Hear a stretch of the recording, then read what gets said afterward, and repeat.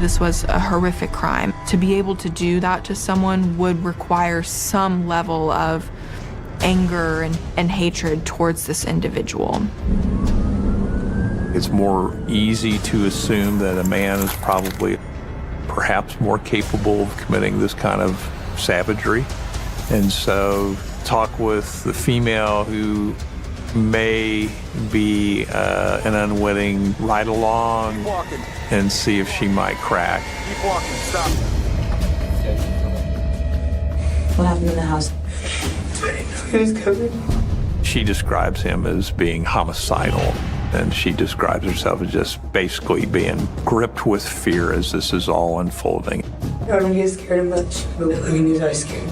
Yeah. She claims she becomes kind of a victim in this thing. He did the exact same thing. He started to point more toward her as being the problem. He said she's the one that wanted to murder. She was the mastermind. If you make the comment of taking her out, I was still kind of like in panic mode and trying not to panic. Both people are clearly involved, but you know, how much of what he says is the truth, how much of what she says is the truth. I love you, babe. Love you too.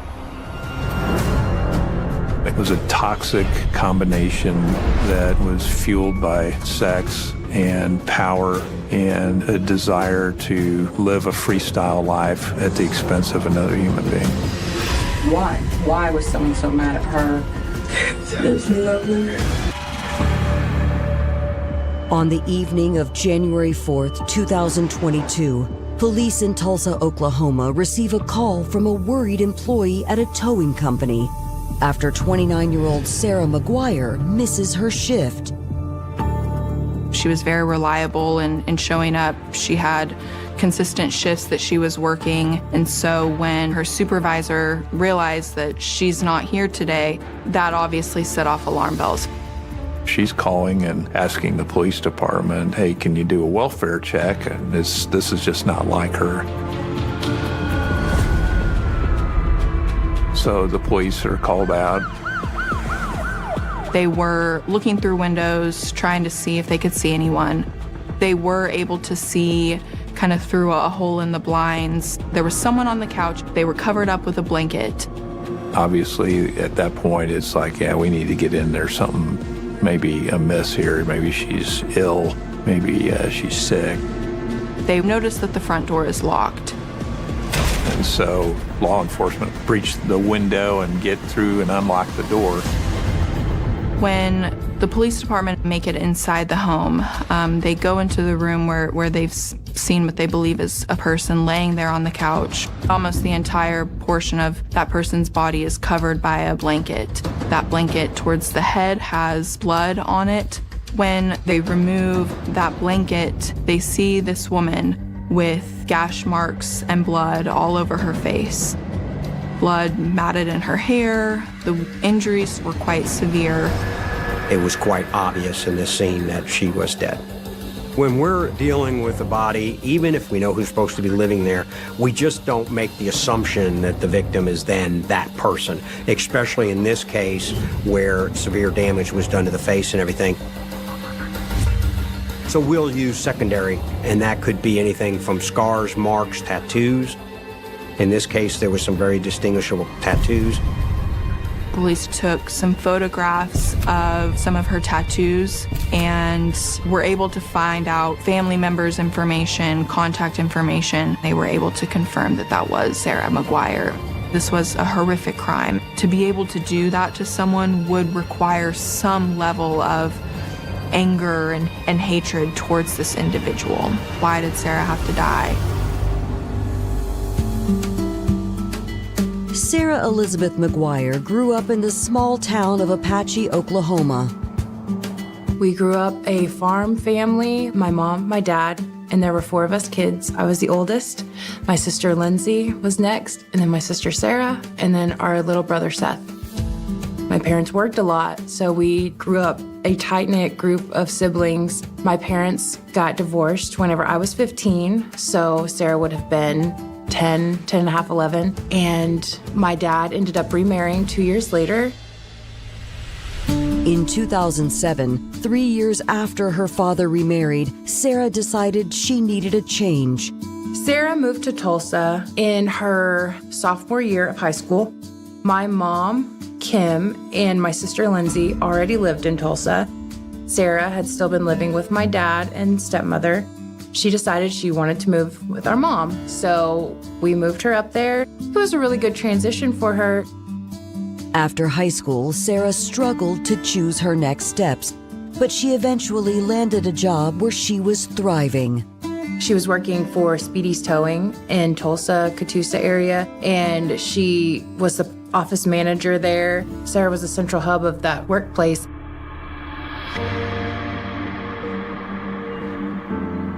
Sarah had such a all-encompassing love and protective nature for people, family, friends. She was one of those people that could be friends with anybody. We met at a mutual friend's house, and then we just started hanging out like all the time. She was really bubbly, funny, charismatic. She would do anything for anyone.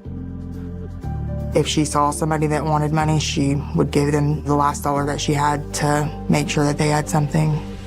At this point in her life, she was doing so well. She had a full-time job. She was flourishing. She was doing great. She was super excited about the things that she was pursuing in life and where she was going. And we were all proud of that.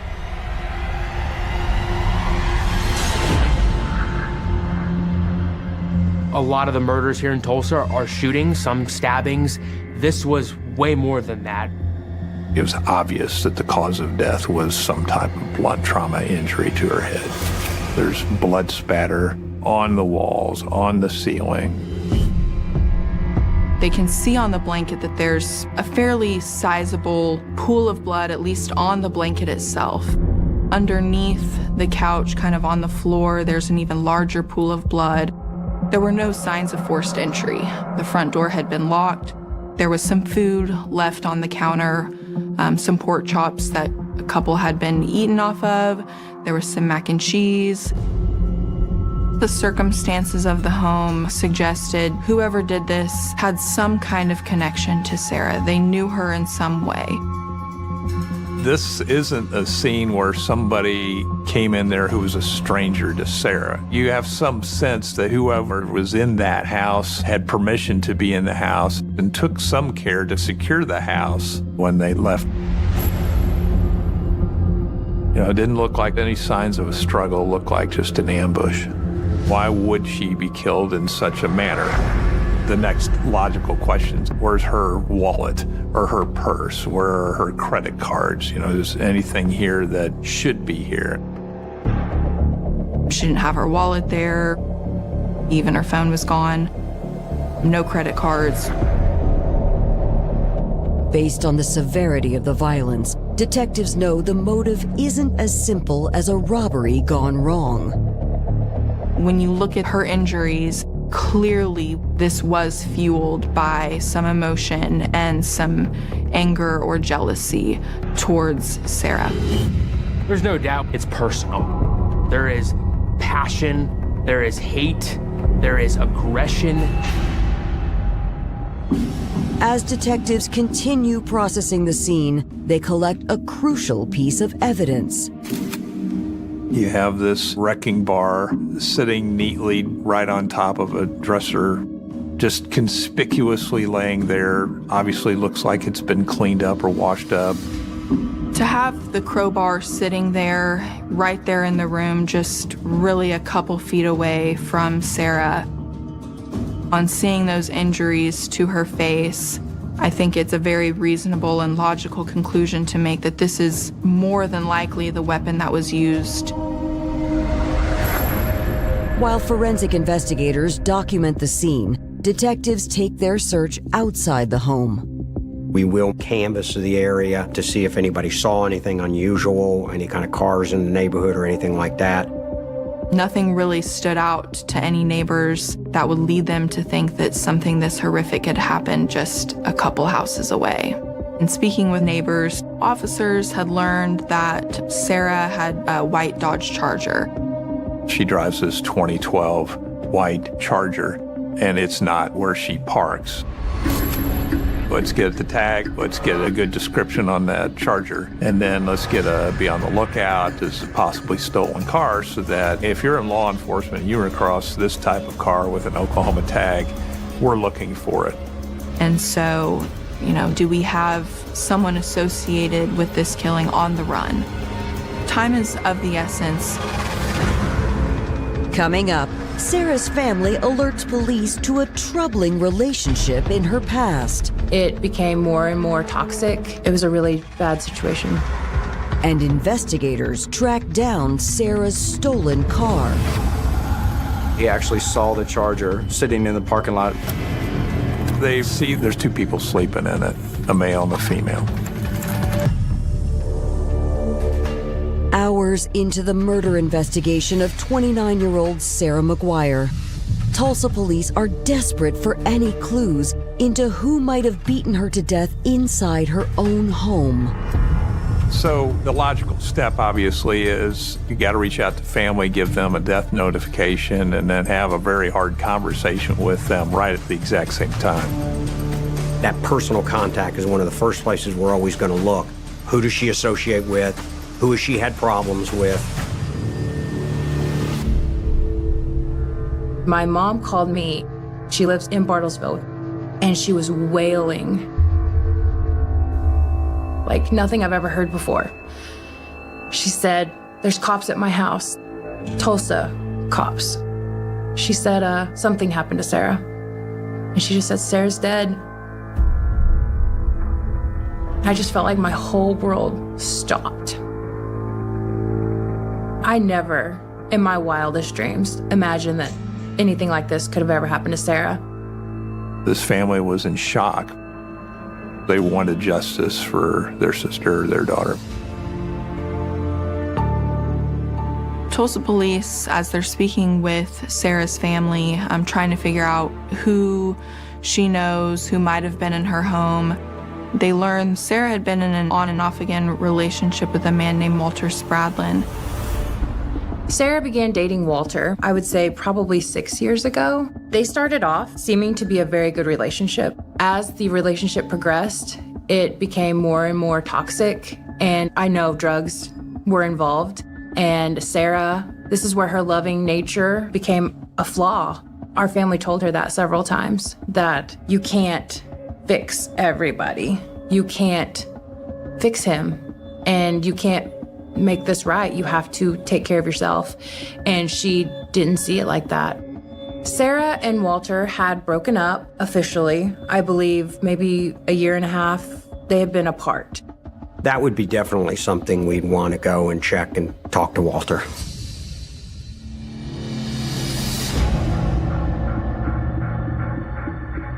So they go out and find him and talk with him. They let him know what had happened to Sarah. I think from his reaction, he was pretty surprised to hear the news. When we do an investigation like this and we go and we talk to an ex-boyfriend, we want them to tell us where they were, what they were doing, what kind of relationship they had with the person. He told those officers, "I haven't been with her. I've been home with my family." Walter denied having any involvement with this case and said that he was home with his mother at the time. Detectives immediately follow up with Walter's mother to verify his alibi. His mother confirmed that he had been at the home with her all night and hadn't left. Other family was able to confirm that, and ultimately he was ruled out as a suspect. After eliminating Walter, detectives reach back out to Sarah's family about her missing credit cards. Detectives asked her family, "Can you try and contact the bank and see if you can figure out if any of her information has been used to try to purchase anything?" My mom and Sarah had a joint account. In case Sarah ever needed money, my mom would just put money into that account. And somebody was trying to use Sarah's debit card. The family eagerly tells detectives that Sarah's card is still in use and moving quickly. They clearly spotted a trail moving through Oklahoma, up into Missouri a little bit, and then back into Arkansas. They had stopped in a Walmart and took money from the ATM card, did Cash App purchases, did several things. And that's a huge lead to the case because it gives you a location and a timeline. It's literally like little breadcrumbs left along a path. As detectives review the activity, they're notified of a new charge from a few minutes earlier. The last purchase they made was online food order at Whataburger in Fayetteville, Arkansas. So we contacted the Fayetteville Police Department. They say, hey, we have a homicide that took place in Tulsa. We're looking for a 2012 white Charger. So they asked some of our patrol officers just to kind of go to the area and see if maybe they couldn't locate the vehicle. At around 11 a.m., Fayetteville police arrive on the scene of the Whataburger restaurant. The first officer that got there was one of our motor officers who rides a motorcycle. And so as he pulled in to the area, he actually saw the Charger sitting in the parking lot.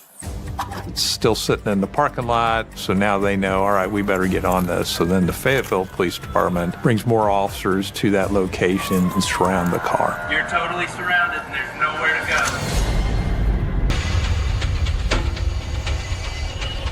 It's been less than 24 hours since Sarah McGuire was found brutally murdered. And police have located her stolen car in Fayetteville, Arkansas, more than 100 miles away. What Fayetteville knows right now is that this is a vehicle that's stolen. It's associated with a homicide, so the Fayetteville Police Department is going to take every precaution. So once they had a really good plan in place, they started approaching the vehicle. As they're approaching that vehicle, they see there's two people sleeping in it, a male and a female. Officers of the white Dodge Charger in the Whataburger parking lot. Sit up, put your hands up. Let me see your hands. You're totally surrounded and there's nowhere to go. Stand up, face away from me. Put your hands on top of your head, interlace your fingers, and don't look towards me.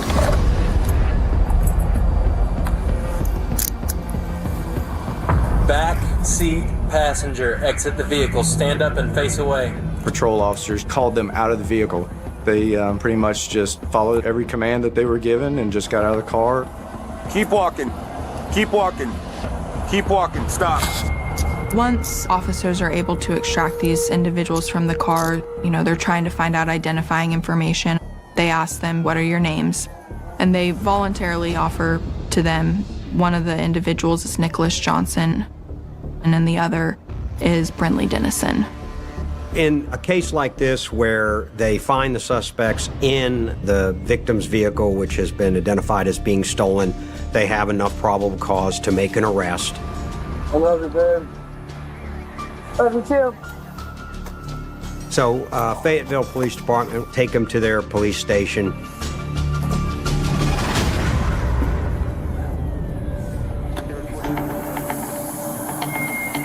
After they were taken into custody, we essentially treated the vehicle like a crime scene. It was secured and towed to a secure lot here at our police department. We contacted Tulsa, let them know that they were under arrest. They told us that they had two detectives that were already on the way. So Tulsa Police Department, TPD, gets over to Fayetteville to find out what, if anything, they know about the death of Sarah. They decide to interview Brinley Denison first. Maybe they thought, hey, let's rule her out as maybe a possible victim in this scenario. It's more easy to assume that a man is perhaps more capable of committing this kind of savagery. And so talk with the female who may be an unwitting ride along and see if she might crack.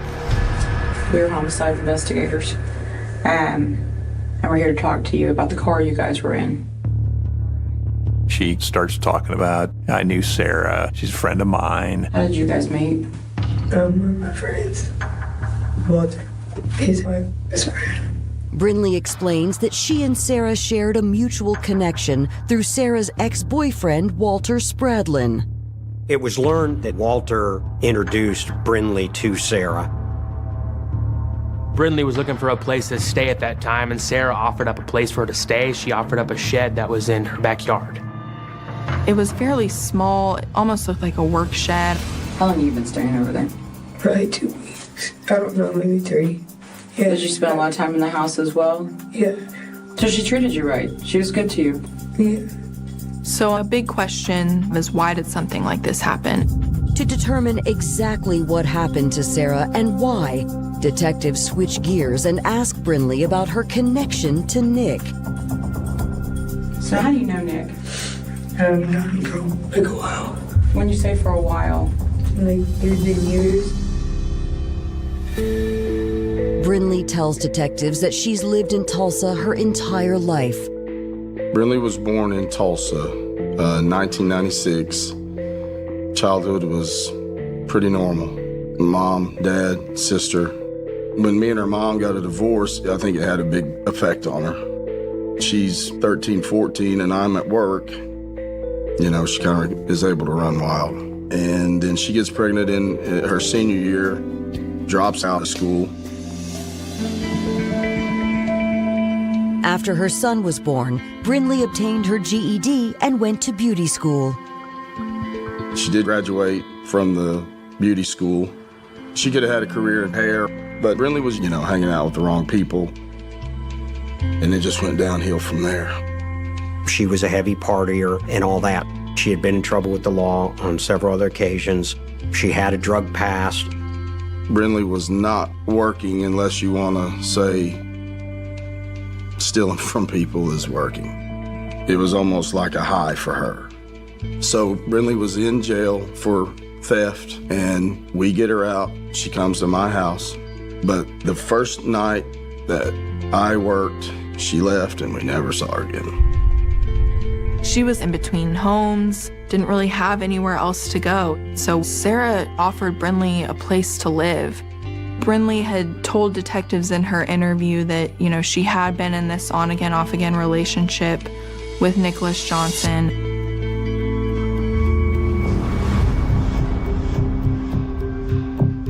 Brinley surprises detectives when she explains that Nick is married with children. Nicholas kind of has a similar storyline to tell about, you know, growing up in kind of a fractured home. He was born here in Tulsa. Nick grew up staying with his dad, but they would bounce around from wherever they could have a place to stay. In July 2012, a 19-year-old Nick met his future wife, Stacy, while helping family members move into a new home. I had rented this out to them, and that is how I met Nick. From day one, we've been inseparable. Several months later, we got married, and I ended up getting pregnant on our first kid. Now we have 5 girls and 1 boy. When Nick met Brinley in 2019, however, he soon began staying away from home more often. He had a drug problem, and he was doing, you know, good with it. But I thought that maybe we got back into it. He was very similar to Brinley in that he was involved in drugs, couldn't hold a job, was doing some kind of like part-time house remodeling. After collecting details about their suspects, detectives ask Brinley about the last time she saw Sarah McGuire. But she suddenly becomes uncooperative. And how did you guys get the car? Yeah, I'm a little worried about it. She initially plays stupid, like, I don't know what you're talking about. Ultimately, as they continued to press her and ask her questions about what happened, she gave them her version or her story of events. This is important. We didn't come all the way from Tulsa to talk to you about a stolen car, and you probably know that. Okay. What happened in the house? Just tell me why. Who got so mad at her? Why was someone so mad at her? There's love in her. Brinley starts describing this story, and I certainly would call it a story because it's from her perspective to protect her skin. 25-year-old Brinley Denison has started opening up to authorities about her complicated relationship with murder victim, 29-year-old Sarah McGuire. Brinley had been living there for, I think, a couple of weeks or so, and they had begun to engage in a romantic relationship. She always say, is she ain't gay? I'm like, I ain't gay either, We're both good guys or whatever. And she was just different. She was all I wanted. Everybody knew that. Everybody knows that. Everybody knows that. But Brinley had also been in an on-again, off-again relationship with Nicholas Johnson. And kind of where her relationship with Sarah began versus where that relationship with Nicholas ended is a bit murky. Last time we talked, I broke up with him. There was a huge falling out. And you knew you were staying over with Sarah? Yeah.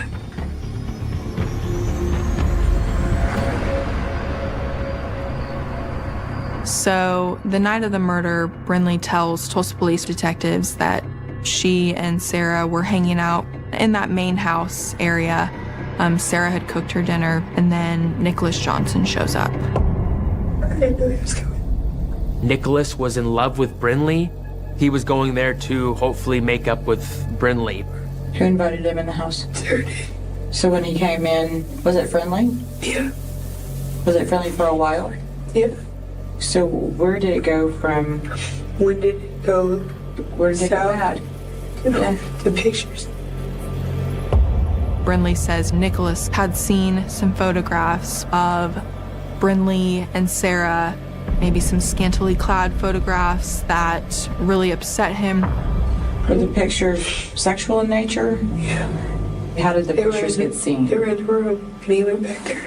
And so he saw these pictures, and did he think that that was a problem between you and him?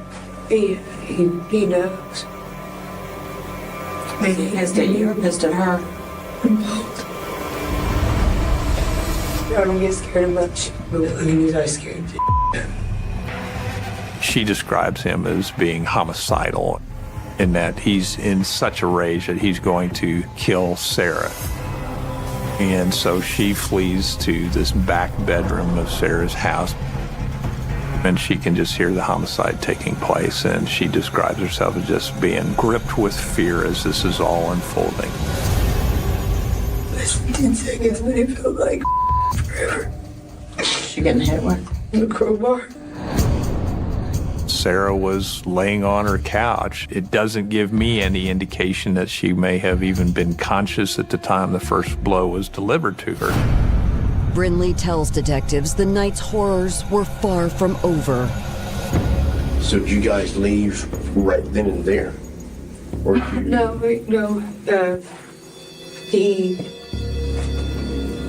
He forced himself on me first. She claimed after he beat her, he then grabbed Brinley and took her into the bedroom and raped her. So now she becomes kind of a victim in this thing. Brinley told detectives that the plan was that they would travel to Arkansas, to Devil's Den. And along the way, they needed to dump the clothes, get rid of some of this physical evidence that might be tying them to the murder. During this whole time, Brinley is telling detectives she was in fear for her life, and she was essentially hostage with Nicholas as he was doing all of these things. All of this behavior that happened while they're on the road, the multiple stops that were made, being left alone in the vehicle multiple times, that really stood out to detectives as this isn't adding up with your version of events. There were multiple times where, if Brinley wanted to leave, she could have left. So detectives went to go talk to Nicholas Johnson, see what he would tell them. We know Sarah's dead. You know Sarah's dead. You were there when Sarah died, and you were in Sarah's car. Well, what happened? That you killed Sarah. I didn't kill Sarah. This is your God-given opportunity that we are here right now to talk to you about why things took place. There's 2 sides, 3 sides to every story, okay? Surprisingly, he decided he wanted to start talking. Did she piss you off? Did she say something? Did she steal from you? No, it was more over love. Over love over who? Brinley. Detectives are speaking with Nicholas Johnson after his ex-girlfriend Brinley Denison implicated him in the murder of Sarah McGuire. Once Nick breaks down and acknowledges his involvement, Nick describes how it appears to him that the relationship that he had with Brinley was compromised because of his discovery of Brinley having some relationship with Sarah. Well, Sarah was trying to put a wedge between me and Brinley. Did that make you jealous? A little bit. But contrary to what Brinley is describing about Nick's rage, he doesn't describe it as rage. His focus is he's trying to figure out how to rebuild the relationship with Brinley, a person that he's professing his love for. He tells them, I went over there to try and talk with Brinley, see if we could work things out. Her and Brinley were arguing. Or having some sort of debate. I don't know what it was. It was like, when I come in, tension was kind of high. Nicholas tells detectives that he and Brinley stepped outside so she could get some air. What was decided between you and Brinley? That she was glad and happy to see me, and that we was going to try to move forward in our relationship. When the couple came back inside, Nicholas says Sarah was asleep on the couch. Apparently, what Brinley tells me is she don't like Sarah either. Somehow we got on the topic of stealing her car and all that stuff. We were just going to take off, and then Brinley was make the comment of taking her out. He and Brinley have this conversation of he's gonna kill Sarah, killing Sarah and stealing her stuff. And so ultimately that's what they decide to do. Were you angry at Sarah when all this stuff went down because of the love you felt for Brinley? Yeah, because initially I had felt like the issues that we were having, that Sarah had caused it. Who went and got the weapon? It was already in the house, or in the kitchen. So who picked up the crowbar first? Brinley had it. She came into the living room with it. Brinley, according to Nick, is the one that actually hands him the wrecking bar and says, do it. If you want the relationship, then Sarah's the problem. Sarah needs to go. And I was talking to Brinley, and honestly, after that, I really kind of just blacked out on it. Like, just kind of zoned out on the whole thing.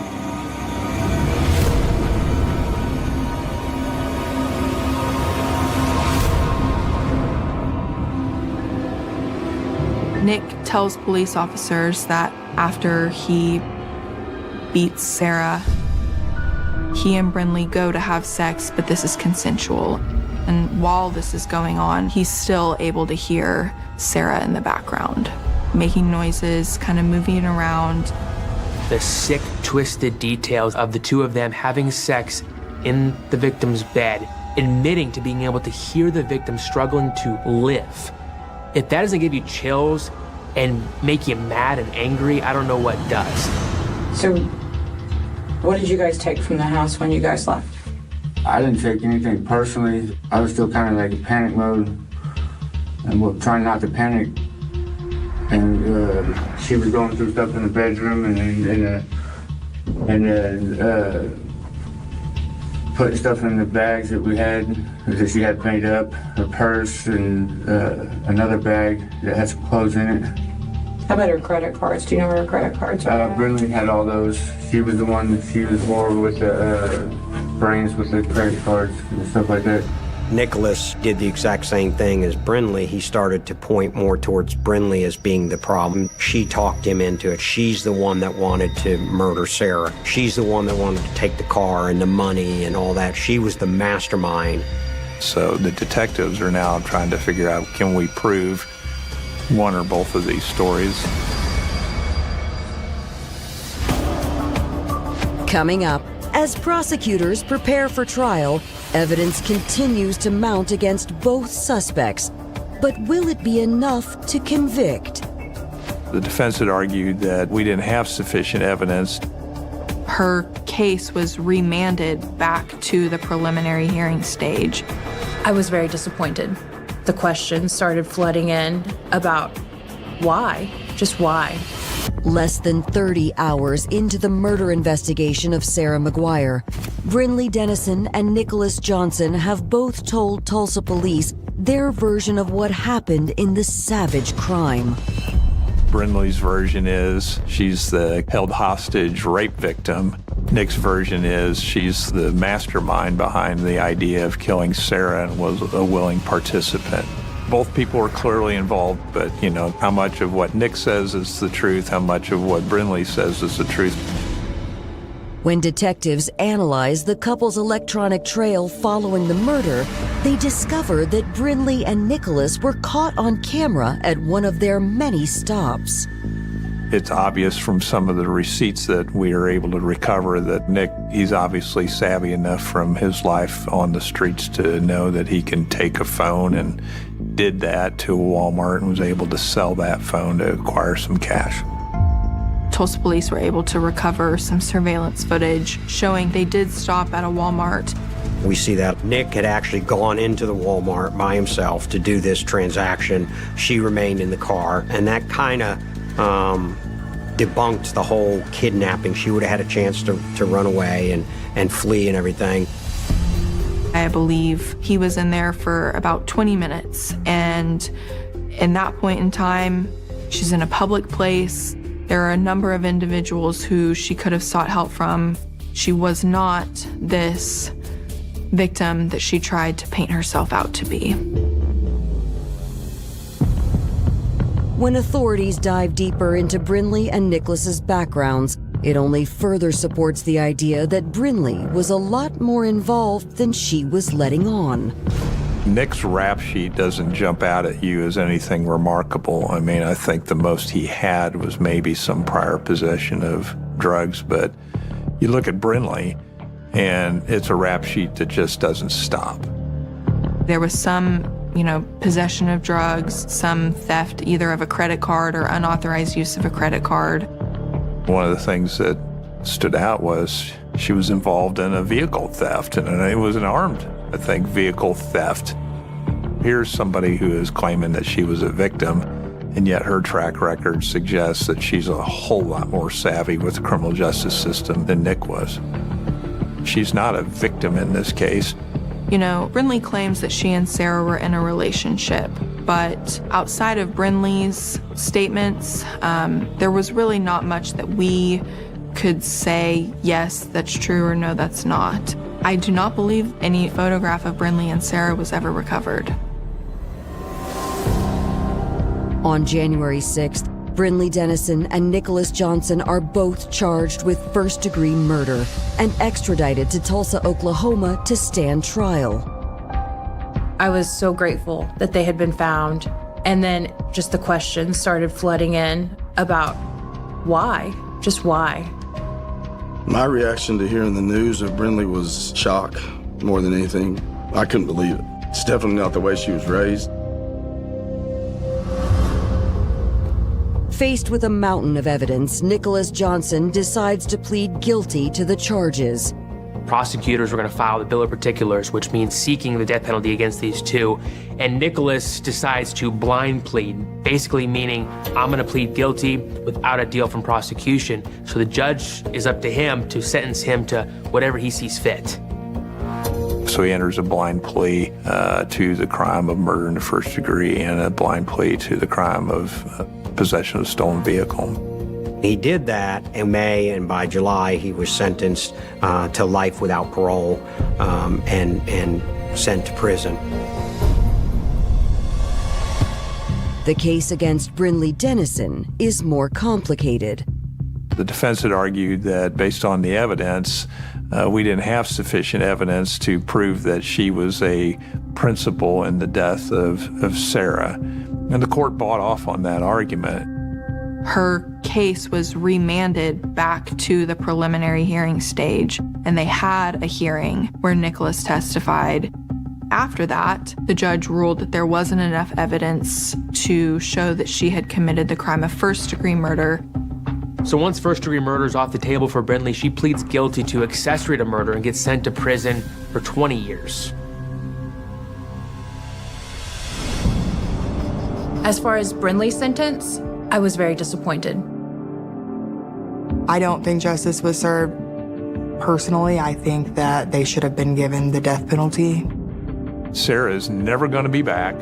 Sarah's never going to be able to hug her mom or her family members, her sisters. These two had a very sick relationship. And I think independently we wouldn't have seen this, but the two of them acting together was a toxic combination that was fueled by drugs and sex and power. They conspired to kill her, to steal her belongings, steal her credit cards, steal her phone, and ultimately see, what all can we get away with. I think that Sarah would still be here today if it weren't for the both of them coming together. Sarah was only 29, and she had so much potential, so much drive that was just taken for no reason whatsoever. I want people to remember Sarah for how big of a heart that she had. I felt it in my own life and the things she would do for me, and hearing stories from other people of the things she would do and how she would help them. She would always help somebody in need. I mourn the life that she should have had, and I want people to remember how amazing she was.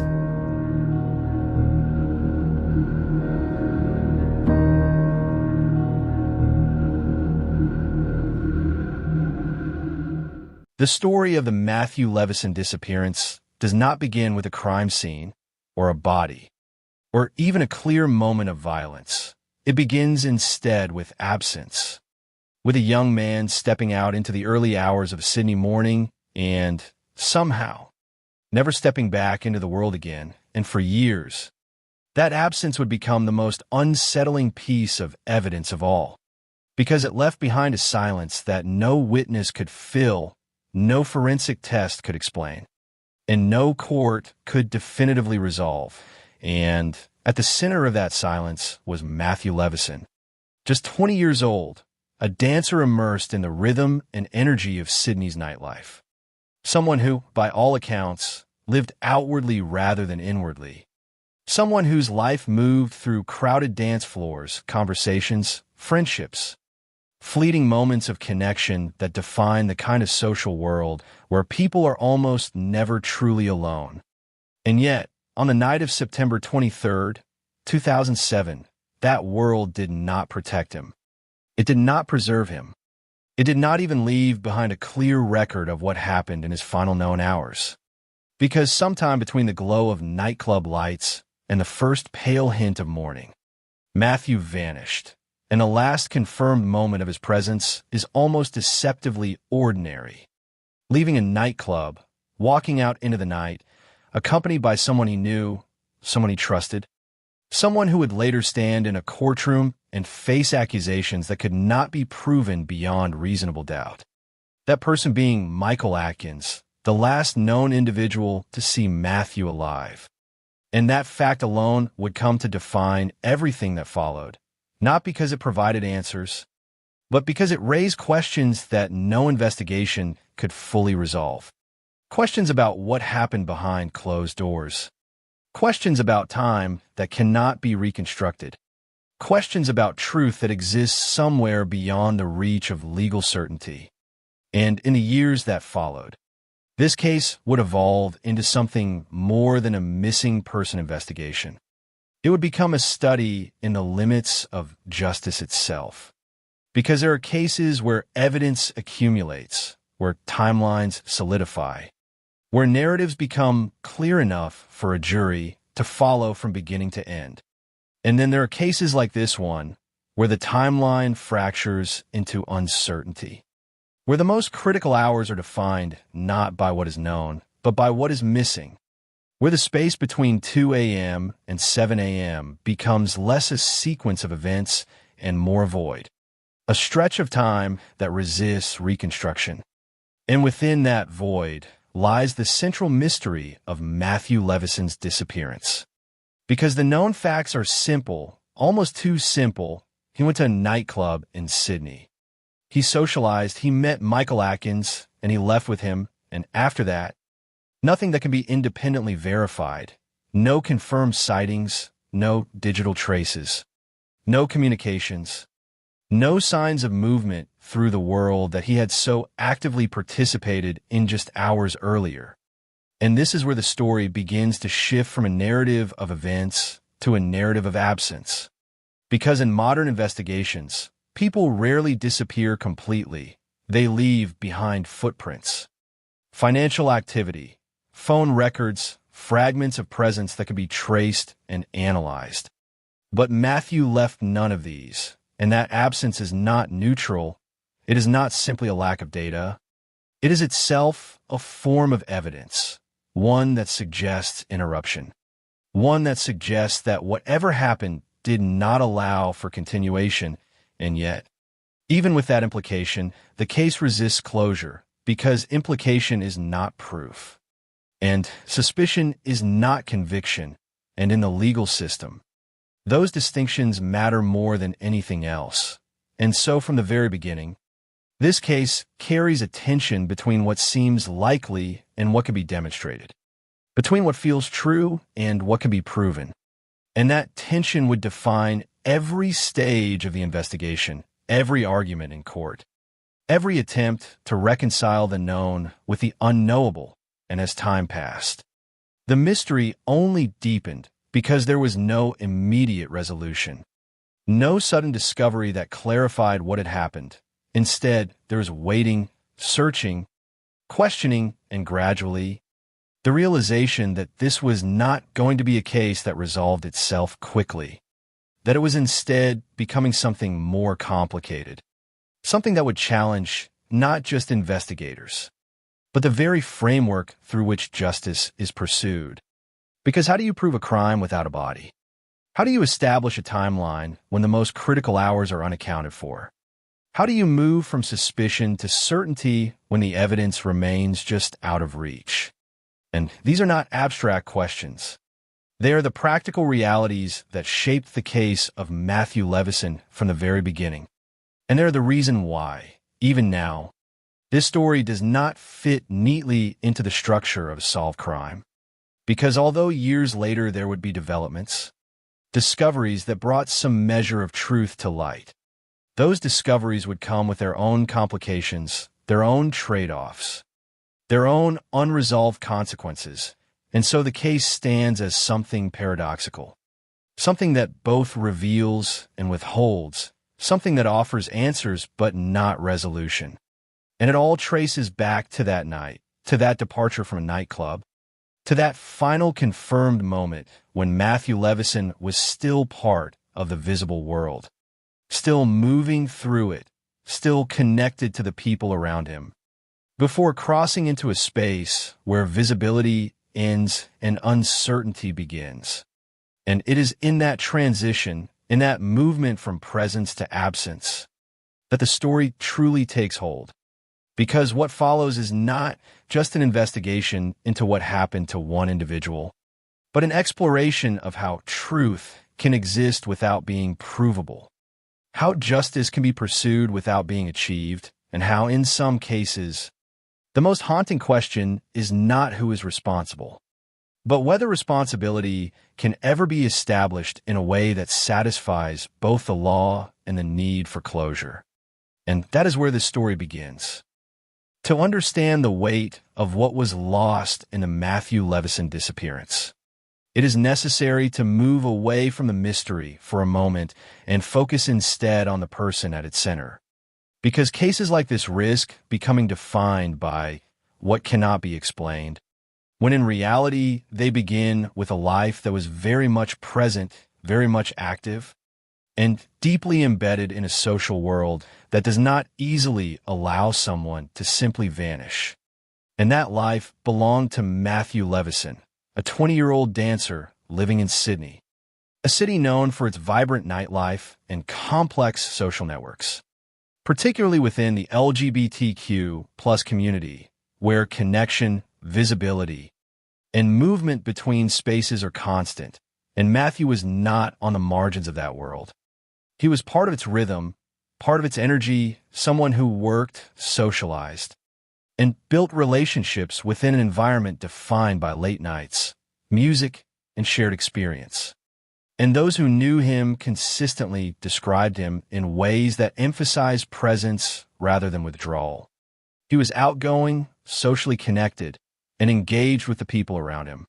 Not someone who showed signs of retreating from his life or planning to disappear from it.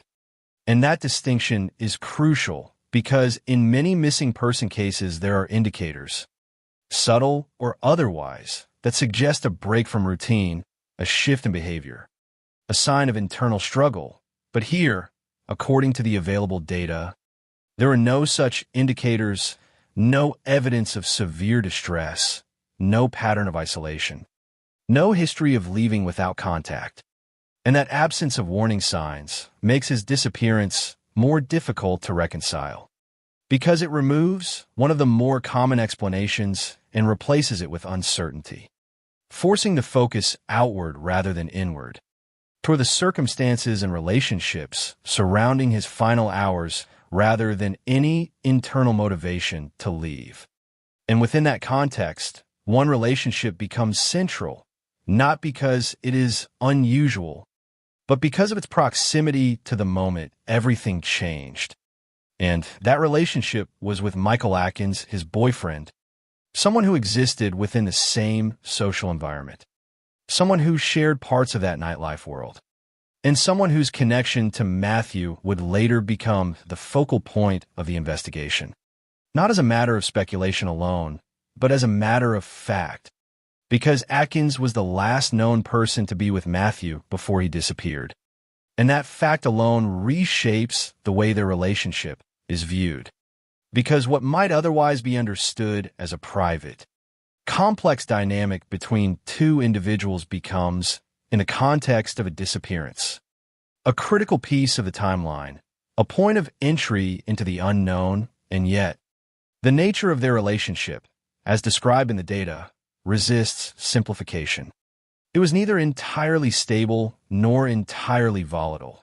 Instead, it existed somewhere in between, characterized at times by closeness and at other times by tension, which is not uncommon in relationships, particularly within environments where schedules are irregular, social interactions are constant, and emotional dynamics can shift quickly. But in this case, that variability becomes significant, not because it proves anything in itself, but because it introduces the possibility of conflict, the possibility of moments that are not visible to others, moments that occur behind closed doors and leave no immediate trace.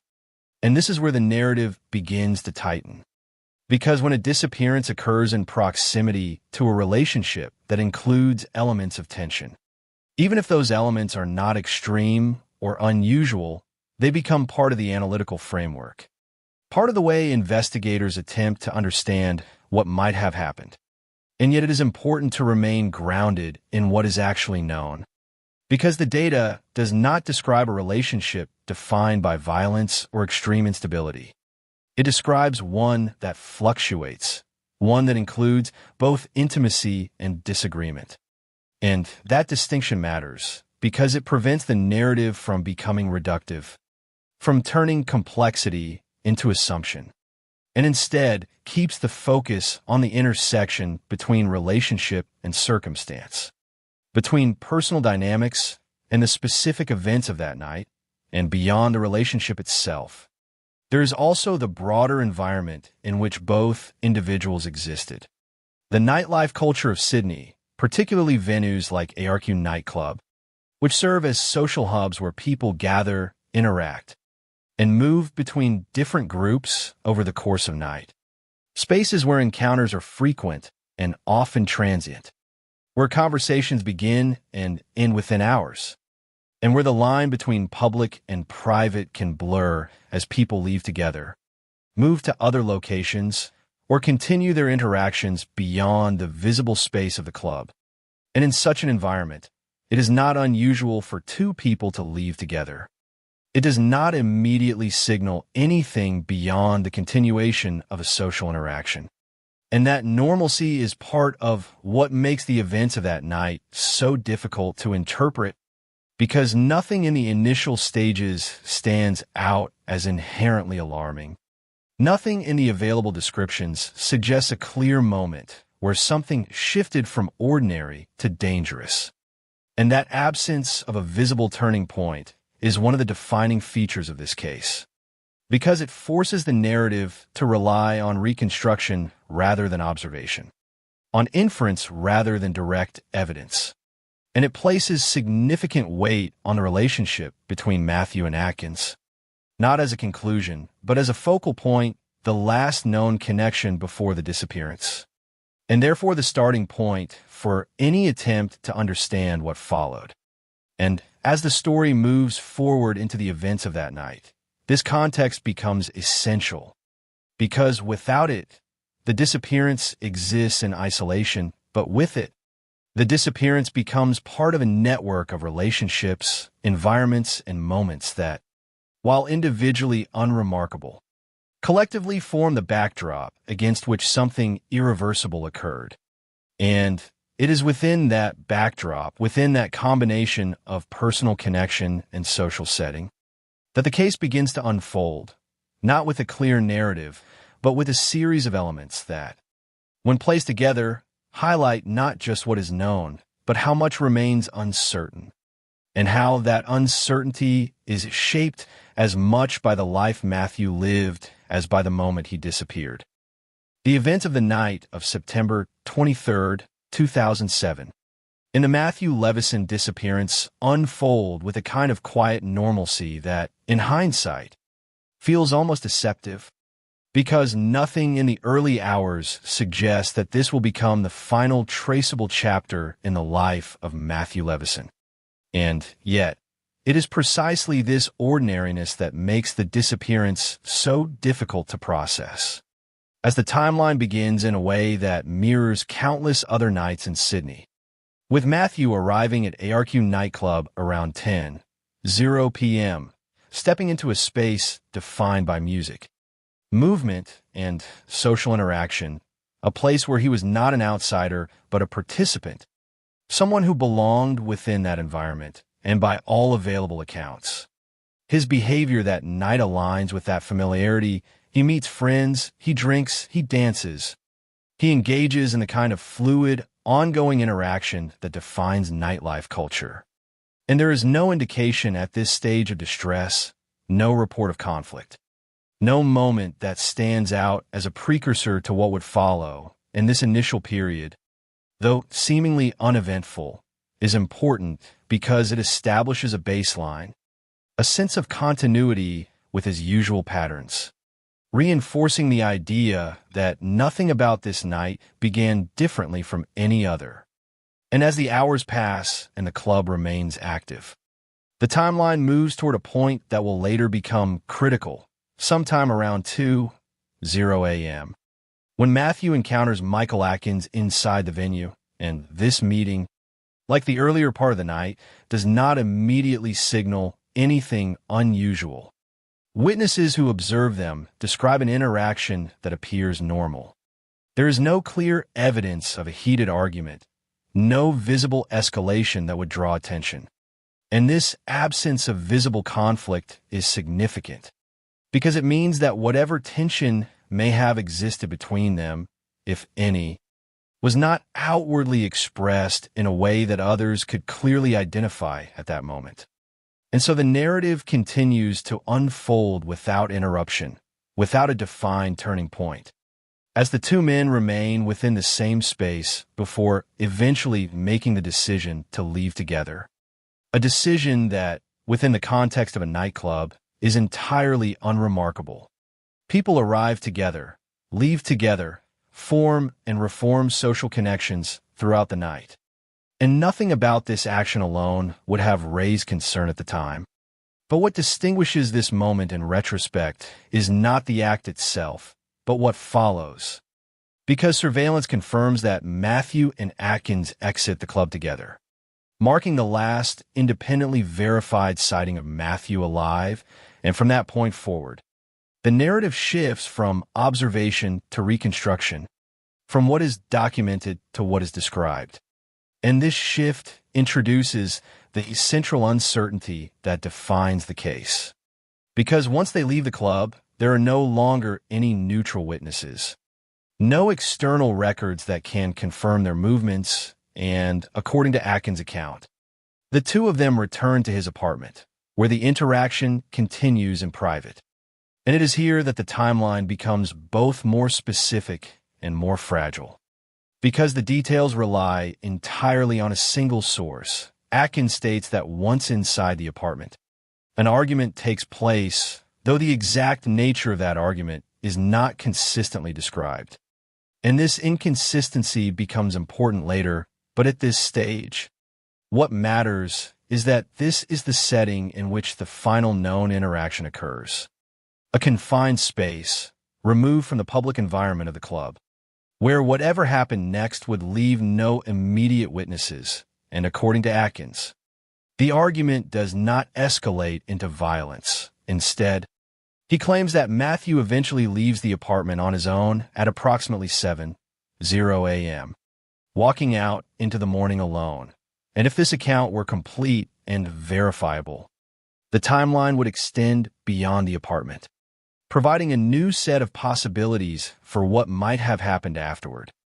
But this is where the structure of the narrative begins to break down, because there is no independent confirmation of this departure, no witness who saw Matthew leave, no camera footage capturing his exit, no physical or digital trace that places him outside the apartment after that time. And this absence transforms the period between 2:00 a.m. and 7:00 a.m. into what investigators would later recognize as a critical gap, a black hole in the timeline where the most important events are believed to have occurred but cannot be directly observed or verified. And within this gap, the distinction between account and evidence becomes crucial. Because an account, no matter how detailed, cannot substitute for corroboration. And without corroboration, it remains just one version of events among many possible interpretations. And as the morning progresses beyond the time Atkins claims Matthew left, another layer of absence begins to take shape. Because Matthew does not reappear in any form that can be tracked. He does not contact friends. He does not use his phone. He does not access his bank accounts. He does not engage in any of the routine actions that would normally leave behind a record of continued presence. And this complete lack of post-7:00 a.m. activity is not just unusual. It is profoundly inconsistent with his established patterns, because someone who is socially active, who is embedded in a network of relationships, who participates regularly in nightlife and communication, does not typically disengage from all forms of contact without explanation. And this is where the timeline, rather than expanding, collapses inward. Because instead of leading to new locations, new interactions, new evidence, it leads to nothing. And that nothing becomes the defining feature of the incident, not as an absence of information alone, but as an active contradiction of what would be expected if Matthew had simply walked away and continued his life elsewhere. And so the night of September 23rd does not end with a clear event. It does not conclude with a discovery or a resolution. Instead, it transitions into a state of uncertainty that extends beyond the immediate timeline, leaving behind a sequence of moments that begin with normalcy, pass through a brief intersection of two lives, and then disappear into a space where the narrative can no longer be directly observed, only inferred. And it is this transition from the visible to the untraceable that defines the incident at the heart of the case, because it marks the point where Matthew Levison's life, as it can be documented and understood, effectively ends, not with a confirmed act, but with a gap that resists closure, a span of hours that remains the focal point of every question that follows, and a sequence of events that, despite its simplicity on the surface, conceals within it a level of uncertainty that no subsequent investigation has been able to fully resolve. The investigation into the Matthew Levison disappearance did not begin with clarity, but with a narrowing of possibilities, because once it became evident that Matthew Levison had not reappeared, had not contacted anyone, and had left behind no trace of continued activity, the focus of investigators in Sydney shifted rapidly from a missing person scenario to something more serious. Something that implied interruption rather than voluntary absence. And in cases like this, the early stages of an investigation are often defined by breadth, by the exploration of multiple avenues. But here, the available facts immediately began to constrict that breadth, because the last confirmed sighting of Matthew placed him in the company of a single individual, Michael Atkins, and that fact, while not proof of wrongdoing, established a logical starting point that investigators could not ignore. And so from the outset, Atkins became central to the inquiry, not as a conclusion, but as the most direct link to the missing hours. The only person who could provide a continuous account of what happened between the moment they left ARQ nightclub and the point at which Matthew was said to have left the apartment. And this reliance on a single narrative introduced both opportunity and limitation, because while it allowed investigators to construct a provisional timeline, it also meant that any inconsistencies within that narrative would carry significant weight. And over time, those inconsistencies began to emerge, not necessarily as dramatic contradictions, but as shifts in detail, variations in how events are described, changes in timing, and differences in the characterization of the argument that allegedly took place inside the apartment. And in an investigative context, such variations are not automatically indicative of deception. Memory can be imperfect, especially under stress. But when the timeline in question contains a critical gap, and when there is no independent evidence to support or challenge the account, those variations take on greater significance, because they represent the only available points of analysis, the only elements that can be examined, compared, and tested for internal consistency. And as investigators scrutinized these statements, a pattern of uncertainty began to form. Not enough to establish a clear alternative narrative, but enough to prevent full confidence in the one that had been provided. And this created a fundamental tension within the investigation, because suspicion alone is not sufficient to establish a case. It must be supported by evidence that can withstand legal scrutiny, and at this stage, that evidence was notably absent. There was no confirmed crime scene.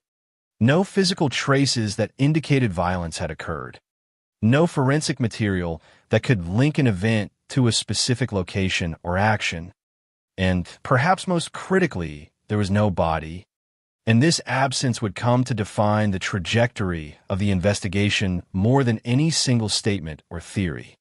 Because without a body, it becomes significantly more difficult to prove that a crime has taken place at all, let alone to determine the nature of that crime or the identity of the person responsible.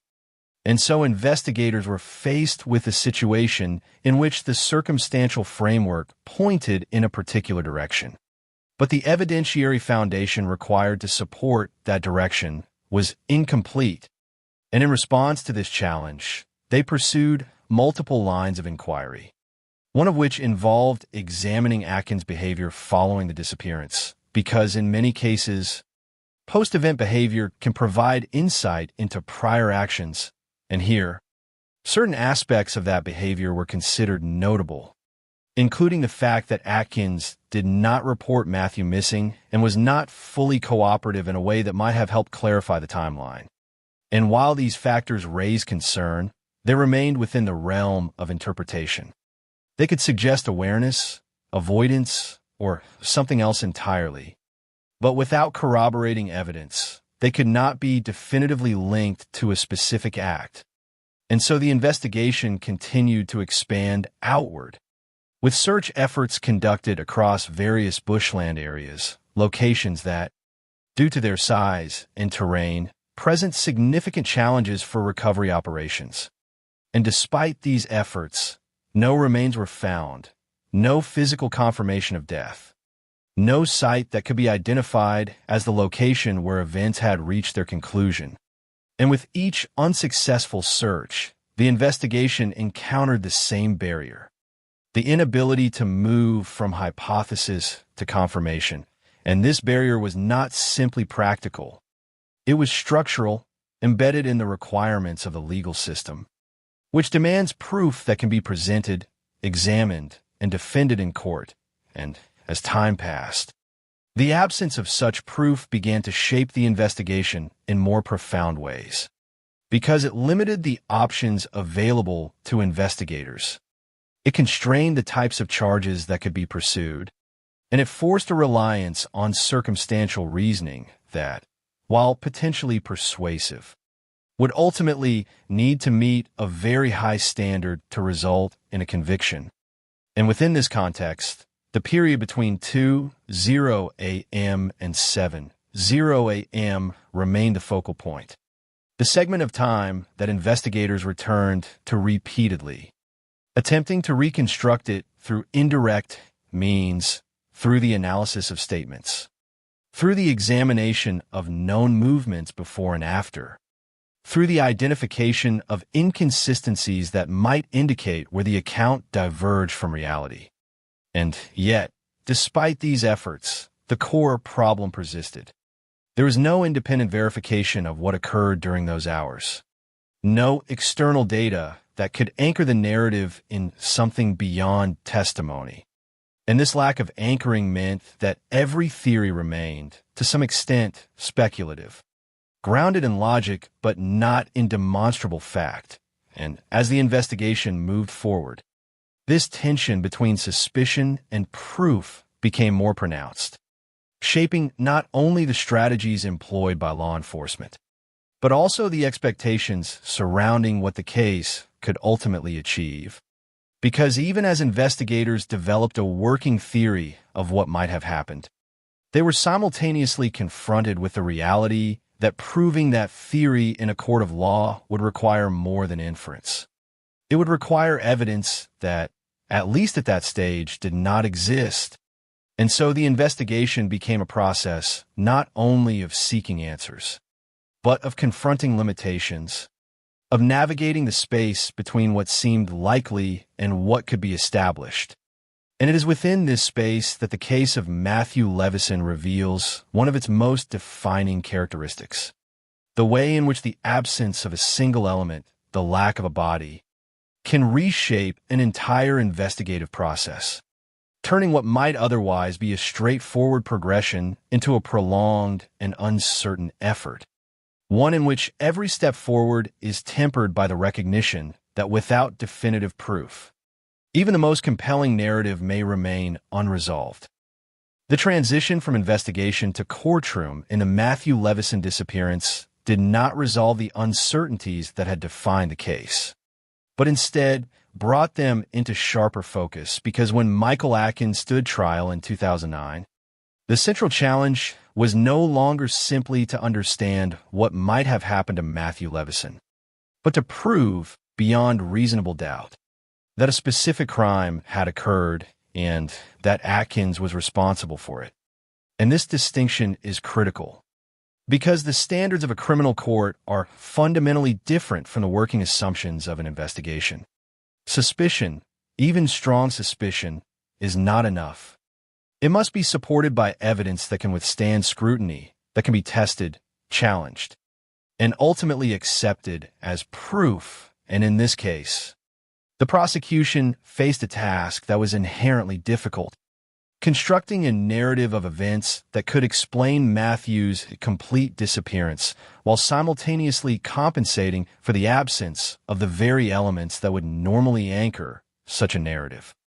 There was no body to confirm death, no forensic evidence to establish a cause, no physical traces within the apartment that could definitively indicate that violence had taken place, and no independent witnesses who could describe what occurred during the critical hours between 2:00 a.m. and 7:00 a.m., and yet, despite these limitations, the prosecution advanced a theory that sought to bring coherence to the available facts, arguing that Matthew had died inside Atkins' apartment following an argument, and that his body had subsequently been disposed of, a theory that aligned with the circumstantial framework of the case, the last known sighting, the lack of activity afterward, the inconsistencies in Atkins' account.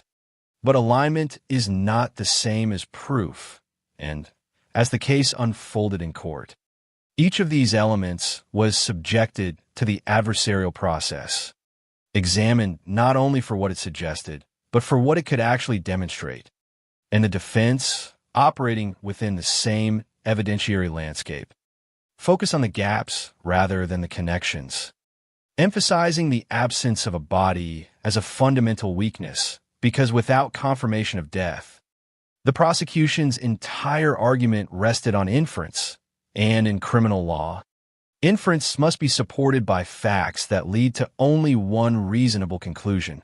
And here, the defense argued that alternative explanations, however unlikely, could not be entirely excluded, that without direct evidence, there remained a possibility that Matthew had left the apartment and that his subsequent disappearance, while unexplained, was not conclusively linked to Atkins, and this line of reasoning, while it did not provide a positive account of what happened, did not need to, because the burden of proof does not lie with the defense, it lies with the prosecution.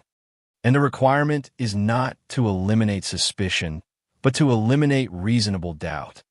And as the trial progressed, the limitations of the case became increasingly apparent. The inconsistencies in Atkins' statements, while notable, could not be definitively tied to a specific act. The lack of forensic evidence meant there was no physical anchor for the prosecution's theory, and the absence of a body left a critical question unresolved, not only how Matthew had died, but whether his death could be legally established at all. And this last point is particularly significant because in many jurisdictions, it is possible to prosecute a homicide without a body, but doing so requires a strong constellation of circumstantial evidence, evidence that collectively points to a single, unavoidable conclusion. And in this case, that constellation was incomplete. The elements were present, but they did not align with sufficient precision to meet the required standard. And so the jury was left with a narrative that was plausible, perhaps even compelling in parts, but not definitive, not conclusive in the way that the law demands, and ultimately, this distinction determined the outcome, because when the verdict was delivered, Atkins was found not guilty, a decision that did not assert his innocence in a broader moral sense, but rather reflected the court's determination that the prosecution had not proven its case beyond reasonable doubt. And this outcome had immediate and lasting consequences, not only for the individuals involved, but for the case itself, because under the principle of double jeopardy, a foundational element of the legal system designed to protect individuals from being tried multiple times for the same offense, Atkins could not be prosecuted again for the same charge based on the same set of facts, unless new and compelling evidence emerged that fundamentally altered the evidentiary landscape. And this principle, while essential for safeguarding against wrongful conviction, also introduces a form of finality that can be difficult to reconcile in cases where uncertainty remains, because it closes one path to resolution while leaving the underlying questions unanswered. And in the context of the Matthew Levison case, this created a paradox that would persist for years. The court had reached a verdict, the legal process had been completed, and yet, the central mystery had not been resolved. The absence that defined the case remained. The lack of a body continued to limit understanding, and the gap between what was suspected and what could be proven remained as wide as ever. And so the conclusion of the trial did not bring closure. It did not provide a clear endpoint. Instead, it marked a transition into a new phase of the case, one in which the legal avenues have been largely exhausted, but the need for answers, particularly for Matthew's family, remained as urgent as before, and it is this dissonance between legal resolution and factual uncertainty that defines the outcome of the trial, not as a definitive answer, but as a reflection of the limits of the system when confronted with a case built on absence rather than presence, on inference rather than proof, and on a series of events that, despite being partially known, could not be reconstructed with the level of certainty required to transform suspicion into conviction. The conclusion of the trial in the Matthew Levison disappearance did not mark an end so much as it marked a suspension, a state in which the legal system had reached its limit while the emotional and factual realities of the case remained unresolved. Because although Michael Atkins had been found not guilty, the absence of Matthew Levison still defined everything that followed. And in the years between 2009 and 2016, that absence settled into something more enduring than uncertainty alone. It became a form of unresolved presence, a constant reminder that the case was not closed in any meaningful sense, that there was no physical site of mourning, no confirmed account of what had happened, and no way for Matthew's family to reconcile their loss with a definitive narrative. And this period of stagnation illustrates a dimension of such cases that often remains less visible than the investigation or the trial. The prolonged impact of not knowing, the way in which time does not necessarily bring clarity, but instead deepens the sense of incompleteness, because without new evidence, without new leads, the case remained effectively frozen, constrained by the same limitations that had shaped the trial. The absence of a body, the lack of forensic proof, the inability to reconstruct the critical hours with certainty, and yet, within this apparent stillness, pressure continued to build, particularly from Matthew's family, whose persistence became one of the defining forces in the later stages of the case, because their efforts were not directed toward revisiting what could no longer be retried, but toward uncovering what had never been found. The physical remains that could at least provide confirmation, a place, a reality that could be acknowledged and mourned. And it is within this context that one of the most unusual and ethically complex decisions in the case emerged. A shift in strategy that reflected both the limitations of the legal system and the prioritization of truth over punishment.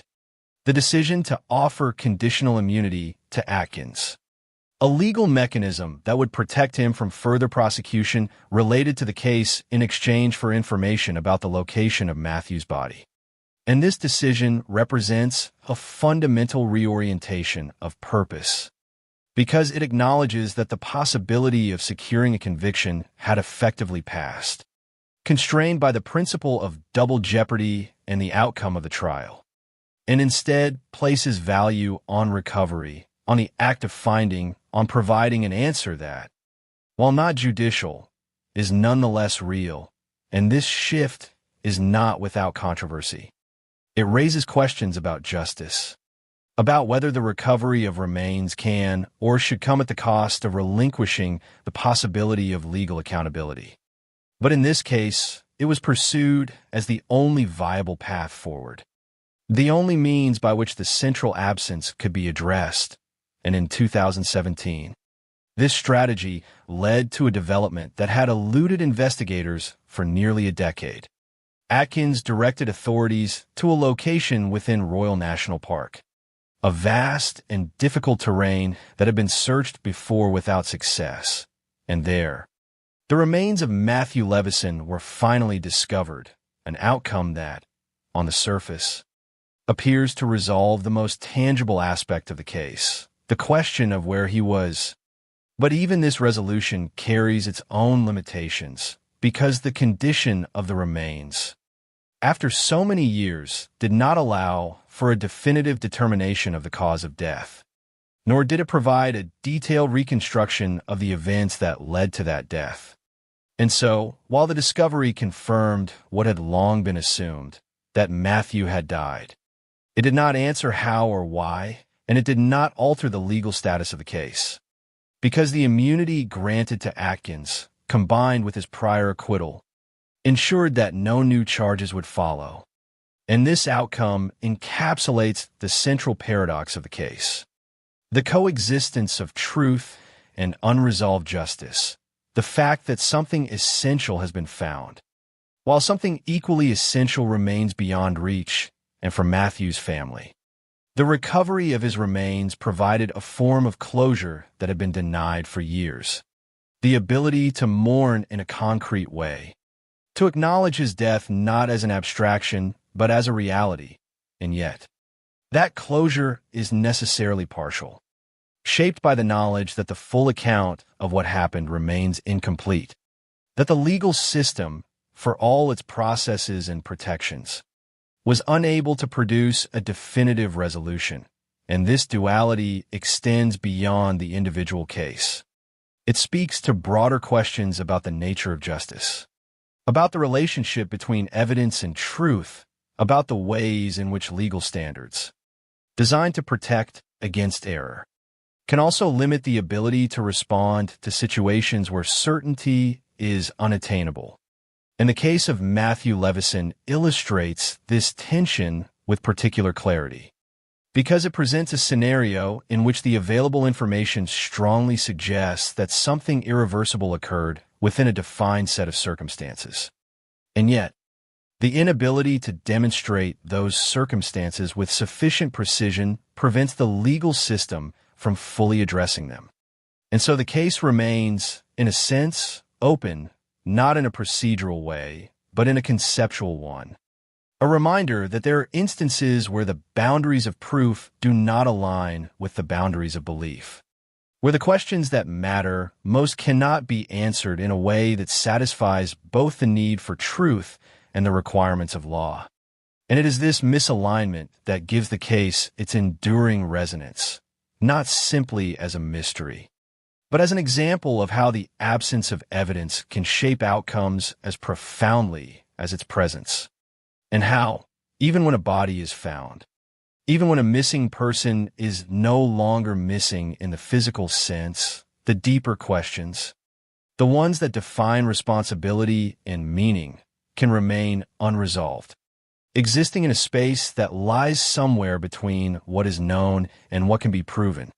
And that is where the story ultimately rests, not with a clear conclusion, but with a recognition of its limits, and with an understanding that, in some cases, those limits cannot be overcome.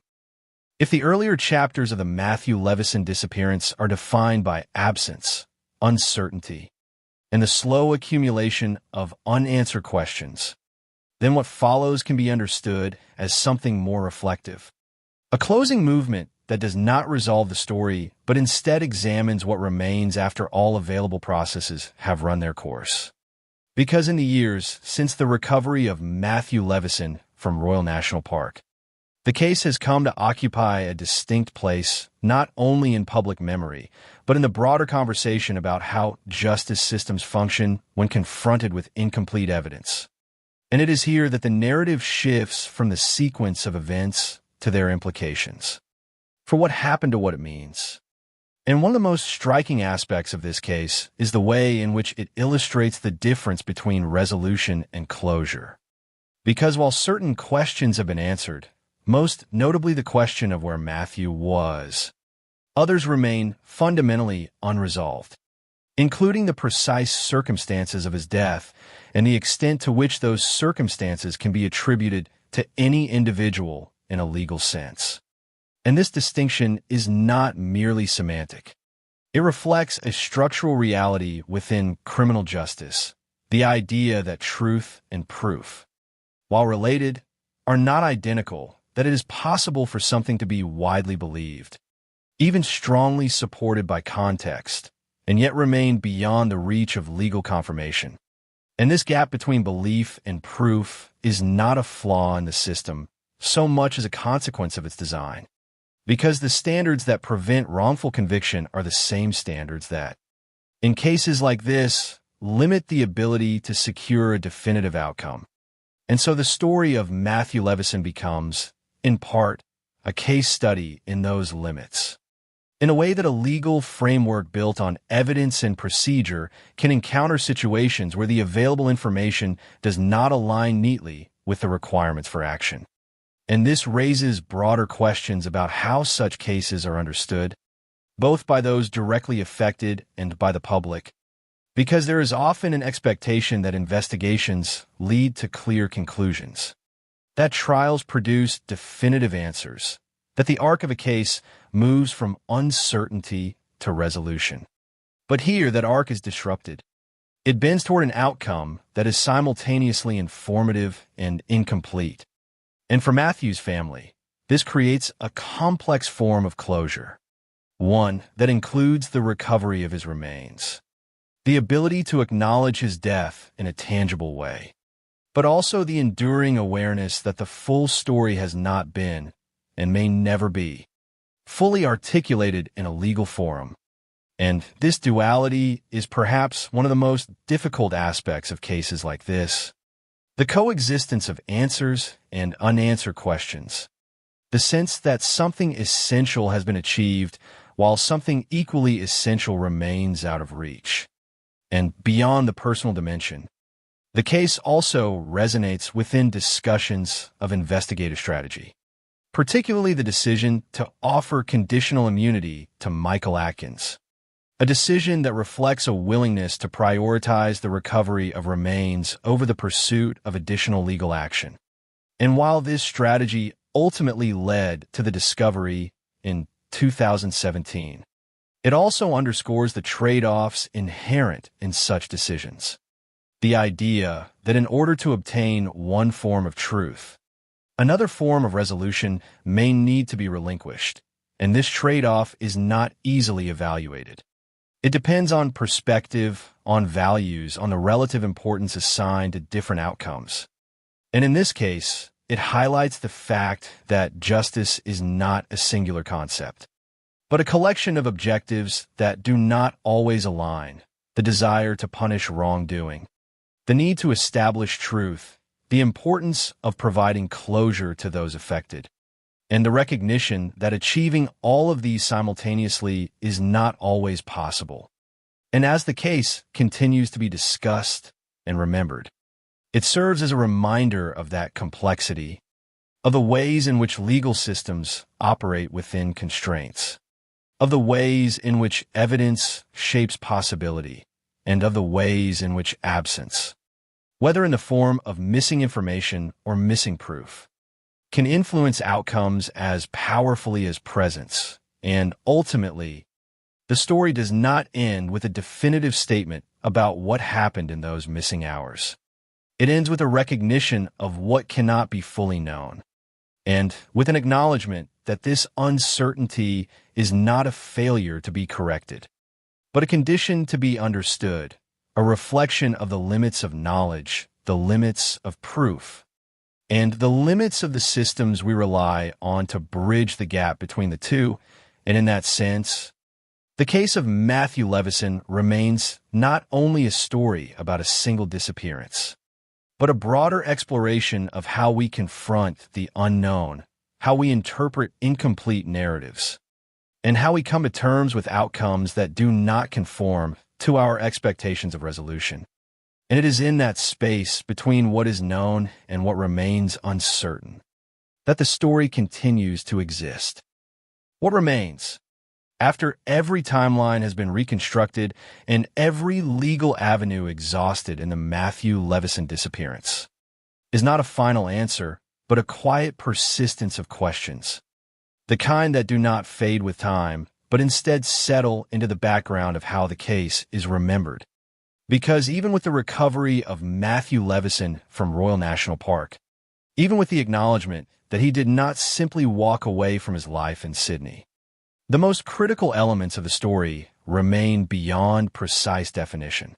And this is where the narrative shifts once more, not toward new evidence or new proceedings, but toward interpretation.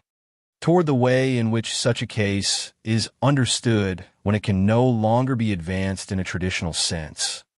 And in that understanding, the gap between what is known and what can be proven continues to define the outcome.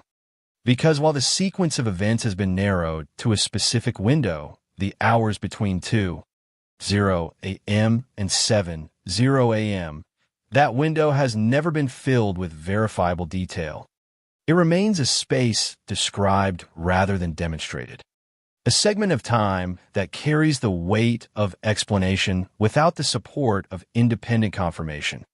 And it is this gap that continues to shape the way the case is perceived, not only as a mystery, but as an illustration of how absence functions within both investigation and memory. Because absence is not empty, it is structured, it has boundaries. It is defined by what surrounds it, and in this case, it is bounded by the last confirmed sighting at ARQ nightclub and the later recovery in the national park. And within those boundaries lies everything that matters and nothing that can be conclusively proven. And as a result, the case resists closure in a way that is both specific and universal. Specific in its details, in the individuals involved, in the exact sequence of known events, but universal in the questions it raises about how societies process unresolved outcomes, how legal systems balance certainty and doubt, and how individuals, particularly those closest to the case, navigate the space between partial answers and enduring uncertainty. And for the family of Matthew Levison, this navigation is not abstract, it is ongoing, shaped by the coexistence of recovery and incompleteness, by the fact that they have a place to direct their grief and yet no definitive account of the circumstances that led to that loss. And this duality underscores one of the central tensions of the case. The idea that closure is not a single moment, but a process, one that can be advanced by certain developments and limited by others. And beyond the personal dimension, the case also continues to influence broader discussions about investigative practice, particularly in relation to cases without immediate physical evidence, because it highlights the importance of early documentation, of corroboration, of the ways in which even small pieces of information can become critical when larger elements are missing. And at the same time, it reinforces the reality that not all gaps can be filled, that some cases will always contain elements that remain inaccessible, not because of a lack of effort, but because of the conditions under which they occurred.